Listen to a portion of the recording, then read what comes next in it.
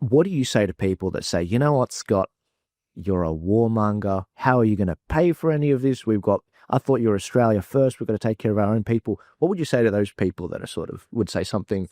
North Korea is a great example. They have an economy the size of Tasmania. Now think about that. No, seriously. Yeah. They also have an ICBM capacity with a nuclear payload. With an economy the size of Tasmania. Now, I know that guys in Korea get paid $1 a day in North Korea and they're lucky to live and they're all starving. But the reality is Australia is we're a super smart country. We have a great capacity. The ultimate deterrent would potentially be nuclear weapons, and call me a warmonger. But weapons make people. What's that saying? If in a well-armed society, everyone's polite with each other. Yeah. I think regionally, probably not nuclear weapons, because that would potentially push Indonesia to have nuclear weapons as well, which wouldn't be a great move for us. But we need to have something with teeth. So, yeah, you want to have missiles that can reach out and touch someone a long, long way away. We've just done a deal for these new frigates coming out of Japan, and they've got some great vertical missile launch tubes, which is fantastic, which will also counter the potential strategic threat we have in our region. But we need to make sure that our missiles are longer, better, bigger, and faster. And so that's more of a deterrent. And if we're not, why are we buying them?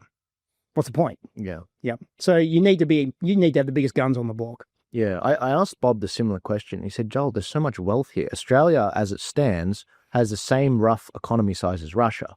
And look at Russia. They're doing 1,000 tanks in 3 years. We're doing none. And they've managed to finance a war for the last 2 years, no problem. Exactly. And the other thing is we have so much energy-rich minerals, gas, we're not even exploiting at all. And it's like we can pay for all this stuff. We could literally save the planet, Joel. Yeah, that's right. What about the Department of Blue Hairs that need to get paid? Yeah. Come on, mate. What about the NDIS that's going to cost us $80 billion in the next 3 years? Come on, mate. Yeah. You can't afford missiles. Exactly. And the Aboriginal industry, $40 billion a year, like our defense is $50 billion. I look at it from this perspective. I've trained and, gone to the gym my whole life. Train. People, what do you train for? You're a dickhead. You're in your 50s. Why are you still going to the gym? Because I want to be ready in case something happens.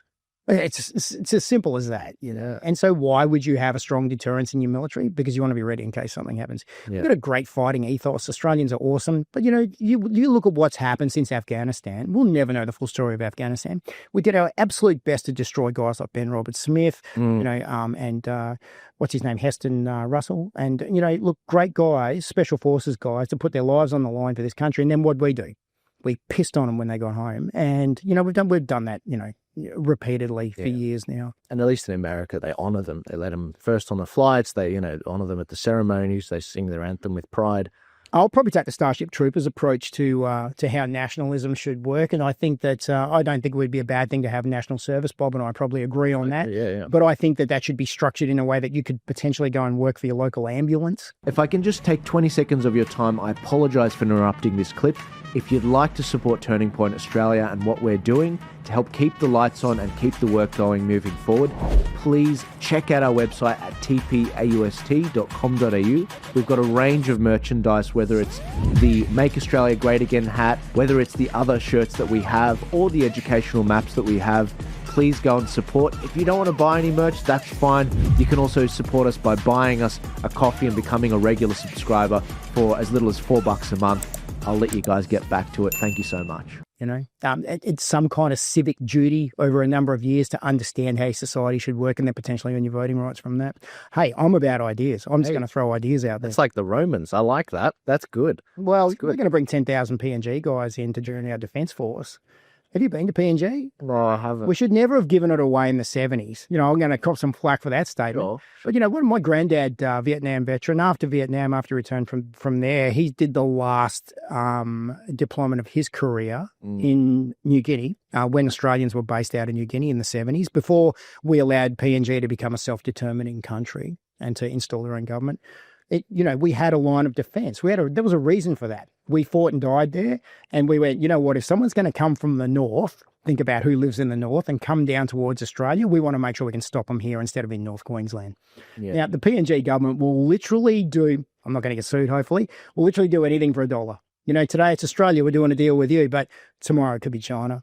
Yeah. You don't know that. And that's happening in a lot of countries, Solomon Islands, and others. And I'm really worried about that because it's like, guys, this is our neighbors. Like we have a big moat. Sure, Beijing is closer to London than it is to Sydney. It's 18,000 k's away, but they have a massive navy, over 80 submarines, drones, everything you could want in a navy. Biggest navy in the world. Yeah, absolutely. But they just don't have a great blue water fleet. They're a little more strategically based closer to home. But depth is depth. What did Stalin say? There's a special beauty in volume. And beauty. That's it. I guess the Chinese are taking that approach to it. Right. I know which books you're reading. March for Australia, look, and this is a lot of people say March for Australia is about ending mass immigration, and that's the number one key thing that we need to get a hold of here, because without control of our borders, we don't have a sovereign nation right now.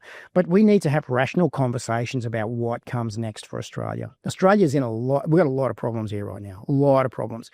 Everyone I know in business is looking for a way to get out of Australia. Yeah. You think about that. We're talking about billions, hundreds of billions of dollars that are potentially going to leave the country in the next 12 to 24 months.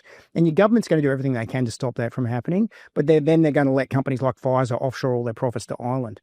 Mate, you're running ads on Facebook. I'm running ads on Facebook. All the money's going to Ireland. Why? 10% withholding tax, mate. That's it. So why wouldn't you move your business overseas? Because all these mega corporates have done that. Yeah. Yeah. Well, look, it's a welcome seeing you involved because, as I said at the start of the podcast, I just want to see more involvement from people. I think if the better cross-section we get of Aussies that are out there that are proud of this country and want to help it, the better politics will be. Unfortunately, I think it has been taken over by this parasitic class that just sort of extracts all this value out of it. And they don't care if it dies. No, well, they want to keep the host alive as long as they can. They don't want to kill it outright, kind of like COVID, just hang in there and spread a little bit of disaster around. That's what this parasitic class want to do. They want to make sure their bread's well buttered. But, ultimately they run out of money. Look at Victoria.